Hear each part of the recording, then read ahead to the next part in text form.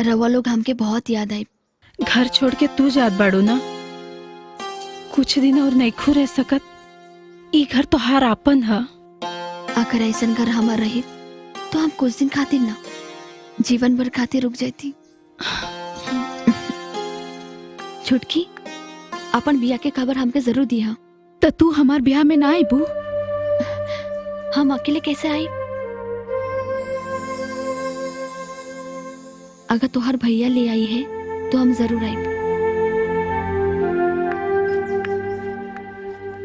दादाजी खुश रह बेटा। रवा हमके फोन करब ना? हाँ बेटा, हम तोहरा के जरूर फोन करब।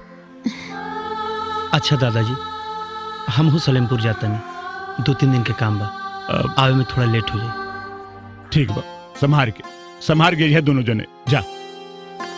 अरे पिंटू रिंकी कहाँ भाई? रवा फिर कबो ना आए?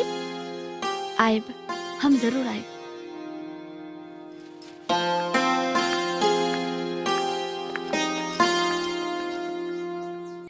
अस्सलाम वालेकुम भाईजान। वालेकुम अस्सलाम। ओए लाले जान। भाईजान, पक्की खबर लाया हूँ। तो इनाम भी पक्का है। सीतामढ़ी के जानकी मंदिर के नींव के मरम्मत में 100 साल पुराने सोने के सिक्के मिले हैं। ओए सुभान अल्लाह, दिल खुश कर दिया तूने। अब वो सिक्के मंदिर में नहीं, पठान के खजाने में होंगे, पठान के खजाने में। और मेरे खजाने में? ओए हमेशा की तरह तुम्हारा इनाम तुम्हारे पास पहुंच जाएगा। शुक्रिया भाईजान, शुक्रिया।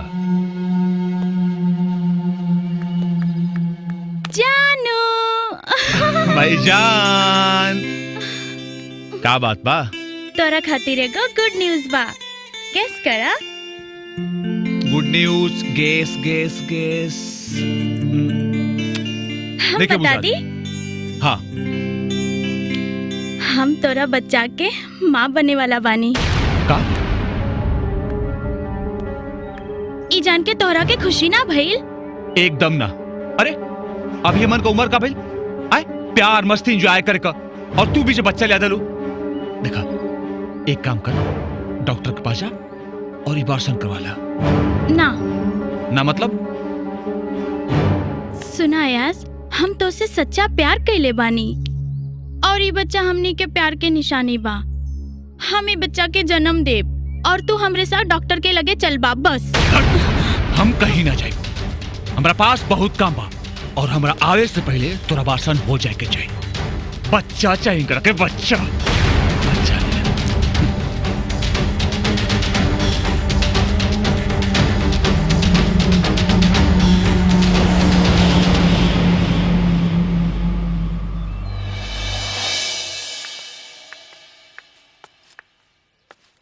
हम आ गई नी। ऊ जवन लका था नु, ऊ आयास के घर आवा। हम का करब जाके? काहे? ओकरा से मिलब ना? हमार जिम्मेदारी अपने तक रहा कि तोके यहाँ तक पहुँचा दी। ठीक से रही है। तू ठीक से रही है। अच्छा चला तनी। चला तनी ना कहे के, बोला कि हम आवा तनी। आवत तनी। आवा।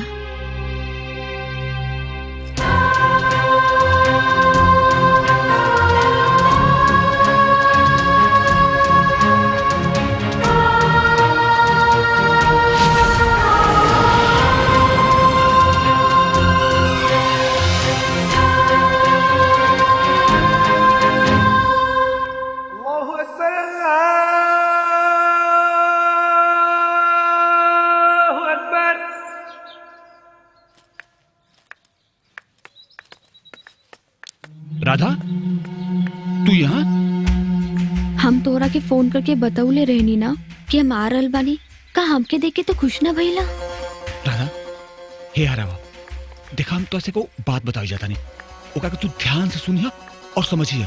देखा करके गलत मत लिया। आवा राधा, हम तो रहे का कहीं और व्यवस्था कर देता नहीं। काहे? अरे यहाँ प्रॉब्लम बा, तुहार घर से भागल एगो बड़का खबर हो गइल बा। अगर केहू कहीं पता लग गइल कि तू हमरा साथे बाड़ू, मालूम हमारे साथे का हुई? किडनैपिंग के केस में अंदर हो जाए। आयाज, तोरा के कौन बात से डर लगा था?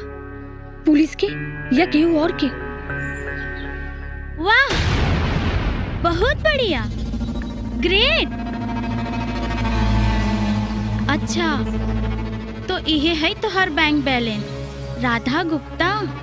अच्छा, तो इनकरे खातिर हमारा अबॉर्शन करावे के जल्दीबाजी रहल?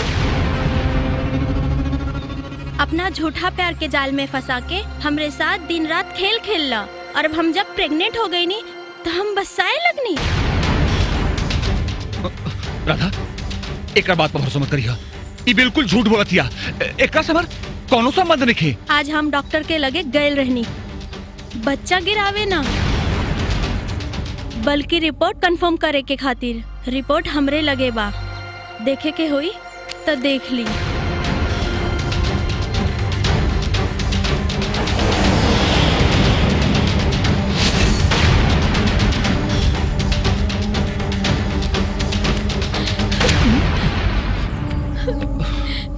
Radha, Radha,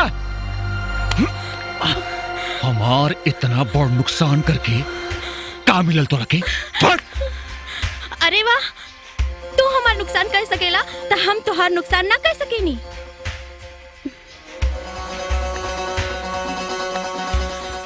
Actually, we are made for each other.